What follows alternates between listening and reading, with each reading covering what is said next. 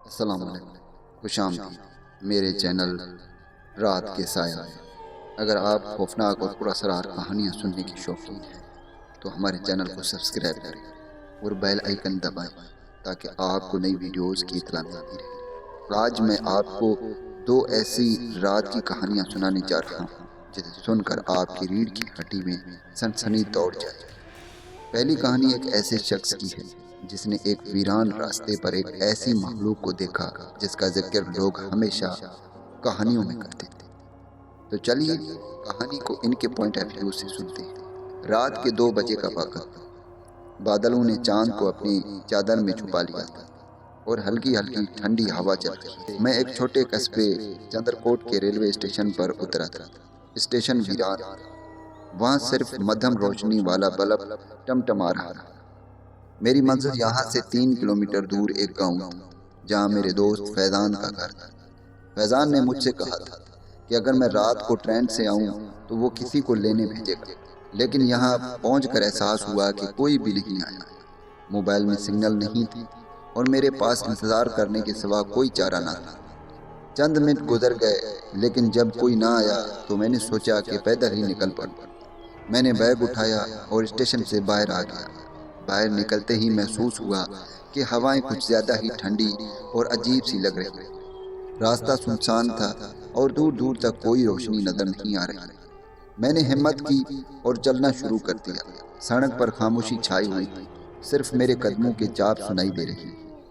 میں کچھ ہی دور چلا تھا کہ محسوس ہوا جیسے میرے پیچھے کوئی چل رہا ہو۔ میں نے پلٹ کر دیکھا مگر پیچھے کچھ بھی نظر نہیں آیا۔ شاید میرا وہم ہوگا، میں نے خود کو تسلی دی اور آگے بڑھ گیا۔ چند منٹ بعد اچانک سڑک کے کنارے موجود درختوں میں سرسراہٹ ہوئی، جیسے کوئی ان میں چھپا ہوا ہو۔ میں رک گیا اور غور سے اندھیرے میں دیکھنے کی کوشش کی، لیکن کچھ نظر نہیں آیا۔ جیسے ہی میں نے آگے قدم بڑھایا وہ سرسراہٹ دوبارہ ہوئی۔ اب کی بار میرے دل کی دھڑکن تیز ہو گئی تھی۔ اچانک درختوں کے پیچھے سے کسی عورت کی ہلکی سی ہنسی سنائی دی۔ یہ ہنسی اتنی عجیب تھی کہ میرے جسم میں جھرجھری دوڑ گئی۔ میں نے ایک بار پھر پیچھے دیکھا لیکن وہاں کچھ بھی نہیں تھا۔ میں بہت زیادہ ڈر گیا۔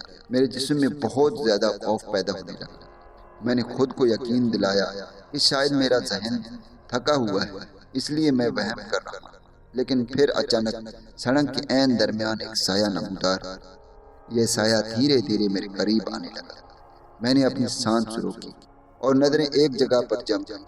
اب جو میں نے دیکھا اس نے میرے پیروں تلے زمین نکال دی۔ وہ ایک لمبی قد آور عورت تھی جس کا چہرہ نظر نہیں آ رہا تھا۔ اس کی آنکھیں سرخ انگاروں کی طرح جل رہی تھیں۔ وہ آہستہ آہستہ میری طرف بڑھ رہی تھی۔ میرے ہاتھ پیر سن ہو گئے۔ میں نے فوراً پیچھے مڑ کر دوڑ لگا دی۔ میں جتنا تیز بھاگ سکتا تھا بھاگا، مگر وہ ہنسی میرے کانوں میں گونج رہی تھی جیسے وہ سائے میرے قریب۔ اچانک میرے پیر کسی چیز سے الجھ گئے اور میں دھڑام سے زمین پر گر پڑا۔ میں نے گھبرا کر اوپر دیکھا تو وہی عورت میرے سامنے کھڑی تھی۔ اب کی بار اس کے چہرہ واضح نظر آ رہا تھا اور جو میں نے دیکھا اس نے مجھے سن کر دیا۔ وہ عورت میرے سامنے کھڑی تھی لیکن یہ کوئی عام عورت نہیں تھی۔ اس کا چہرہ عجیب تھا جیسے کسی نے اسے جلایا ہو۔ اس کی آنکھیں دہکتی انگاروں کی مانند چمک رہی تھیں۔ اس کے لمبے سیاہ بال زمین پر گھسیٹ رہے۔ میں نے چیخنے کی کوشش کی مگر خوف اور ڈر کی وجہ سے میری آواز حلق میں ہی گھٹ کر رہ گئی۔ وہ آہستہ آہستہ میرے قریب آ رہی تھی۔ اس کی ہنسی کی گونج میرے کانوں میں سریت کر رہی تھی۔ اچانک اس نے اپنا لمبا ہاتھ میری طرف بڑھایا۔ میں نے ہمت کی اور زور سے زمین پر ہاتھ مار کر خود کو اٹھایا، پھر پاگلوں کی طرح دوڑ پڑا۔ میری سانسیں بے ترتیب ہو رہی تھیں لیکن میں رکے بغیر بھاگ رہا تھا۔ میرے قدموں کے نیچے پتھر اور کنکر آ رہے تھے لیکن اس وقت مجھے صرف ایک ہی چیز کا خوف تھا، وہ عورت۔ میں نے پیچھے مڑ کر دیکھا، وہ عورت اب بھی وہیں کھڑی تھی، لیکن اچانک جیسے ہی میں نے نظریں ہٹائے وہ میرے سامنے آ گئی۔ کہاں جا رہے ہو؟ اس کی سرگوشی میرے کانوں میں گونجی اور میرا خون رگوں میں جمنے لگا۔ میں پیچھے ہٹا لیکن میرے پیروں نے میرا ساتھ چھوڑ دیا اور پھر میں زمین پر گر پڑا۔ وہ آہستہ آہستہ جھکنے لگی۔ اس کی انگلیاں میرے چہرے کے قریب آ رہی تھیں۔ یا اللہ مدد! میں نے پوری طاقت سے چیخ ماری۔ اچانک اذان کی آواز گونجی، قریب ہی کسی مسجد سے فجر کی اذان ہو رہی۔ جیسے ہی اذان کی آواز میرے کانوں میں پہنچی، وہ عورت ایک بھیانک چیخ مار کر پیچھے ہٹ گئی۔ اس کا چہرہ درد اور غصے سے بگڑ گیا۔ اس نے مجھے ایک آخری نظر سے گھورا اور پھر دھند میں غائب ہو گئی۔ میں وہیں زمین پر بیٹھا کانپ رہا تھا۔ میری ہمت جواب دے چکی تھی۔ کچھ دیر بعد دور سے روشنی نظر آئی۔ ایک شخص سائیکل پر آ رہا تھا۔ جیسے ہی وہ قریب پہنچا، اس نے مجھے حیرانی سے دیکھا۔ بھائی، آپ یہاں اس وقت کیا کر رہے ہیں؟ اس نے سوال کیا۔ میں نے لرزتی آواز میں اسے سب کچھ بتایا۔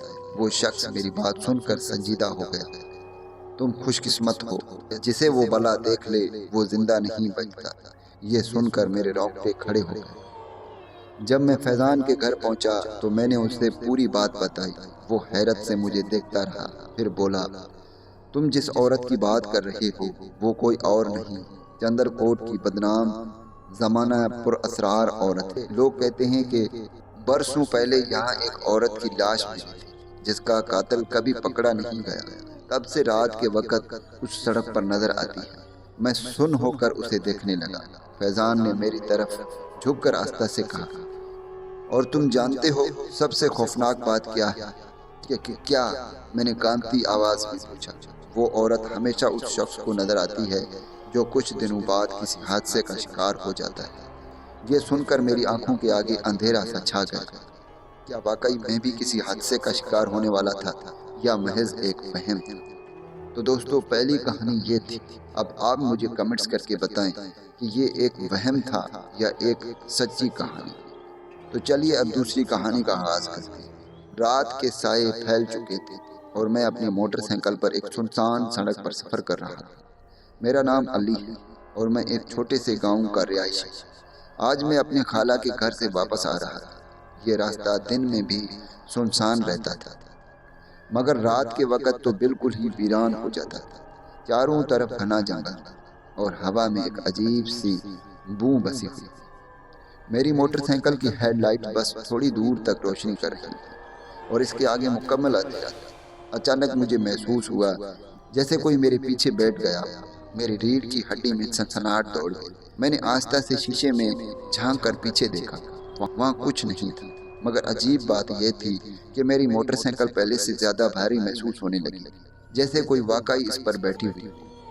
میں نے رفتار تیز کر دی، دل کی دھڑکن بڑھتی جا رہی تھی۔ اچانک مجھے راستے کے کنارے ایک سایہ نظر آیا، ایک لمبی قدامت والی عورت جو بالکل سن کھڑی تھی۔ اس کے کپڑے بوسیدہ تھے اور اس کے لمبے سیاہ بال اس کے چہرے کو ڈھانپے ہوئے تھے۔ میرا دل زور سے دھڑکنے لگا۔ میں نے اس سے نظریں ہٹا کر آگے دیکھنے کی کوشش کی، مگر جیسے ہی میں نے پلکیں چپکائیں وہ عورت میرے عین سامنے کھڑی تھی۔ میں نے گھبرا کر بریک لگائی اور موٹر سائیکل جھٹکے سے رک گئی۔ میری آنکھیں خوف سے پھیل گئی۔ وہ عورت اب بھی کھڑی تھی، مگر اس کا چہرہ دھندلا تھا، جیسے کوئی سایہ۔ کون ہو تم؟ میں نے کانپتی آواز میں پوچھا۔ کوئی جواب نہیں آیا، بس ایک ٹھنڈی ہوا کا جھونکا مجھے محسوس ہوا اور اچانک وہ عورت میرے پیچھے نمودار ہو گئی۔ میرے رونگٹے کھڑے ہو گئے۔ میں نے فوراً موٹر سائیکل اسٹارٹ کرنے کی کوشش کی، مگر موٹر سائیکل کا انجن اسٹارٹ نہیں ہو رہا تھا۔ اس عورت کی کھوکھلی ہنسی میرے کانوں میں گونجنے لگی۔ یہاں کوئی زندہ واپس نہیں جاتا۔ اس کی سرگوشی ہوا میں گھل گئی۔ میں نے جیب سے اپنی دعاؤں والی تسبیح نکالی اور زور زور سے آیات پڑھنے لگا۔ جیسے ہی میرے الفاظ ہوا میں گونجے، وہ عورت ایک چیخ مار کر پیچھے ہٹ گئی۔ اس کے چہرے پر اذیت کے آثار نمایاں ہونے لگے اور وہ اچانک ایک دھوئیں کے بادل میں تبدیل ہو کر غائب ہو گئی۔ میں جلدی موٹر سائیکل پر بیٹھ گیا اور جیسے ہی میں نے کک لگائی، موٹر سائیکل اسٹارٹ ہو گئی۔ میں نے بغیر کچھ سوچے فوراً رفتار بڑھا دی اور وہاں سے بھاگ نکلا۔ جب میں اپنے گاؤں پہنچا، میرے ہاتھ اب بھی کانپ رہے تھے۔ میں نے سب کچھ اپنے دادا کو بتایا، جو کہ اس علاقے کے سب سے زیادہ پیٹسن اور عمر رسیدہ شخص۔ وہ میری بات سن کر سنجیدہ ہو گئے اور بولے، یہ کوئی عام عورت نہیں بلکہ ایک بدروح ہے جو اس جنگل میں برسوں سے بھٹک رہی ہے۔ جو بھی اسے دیکھتا ہے اس کے ساتھ کوئی نہ کوئی حادثہ ضرور ہوتا ہے۔ یہ سن کر میرے رونگٹے کھڑے ہو گئے۔ مگر دادا، میں تو زندہ واپس آ گیا، میں نے خوفزدہ ہو کر دادا نے میری طرف گہری نظروں سے دیکھا اور بولا، یہ وقت بتائے گا کہ تم واقعی بچ گئے ہو یا وہ تمہیں دوبارہ تلاش کرنے آئے گی۔ یہ سن کر میرے وجود میں خوف کی لہر دوڑ گئی۔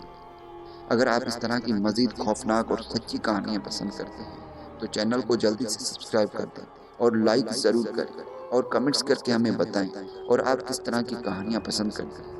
اگر آپ کے ساتھ بھی اس طرح کی کوئی کہانی پیش آئی ہو تو آپ ہمیں شیئر کریں تاکہ ہم اس کی ویڈیو بنا کر آپ سب کے ساتھ شیئر کر سکیں۔ دعاؤں میں یاد رکھیے گا، پھر ملوں گا ایک خوفناک کہانی میں۔ تب تک کے لیے مجھے اجازت۔ اللہ حافظ۔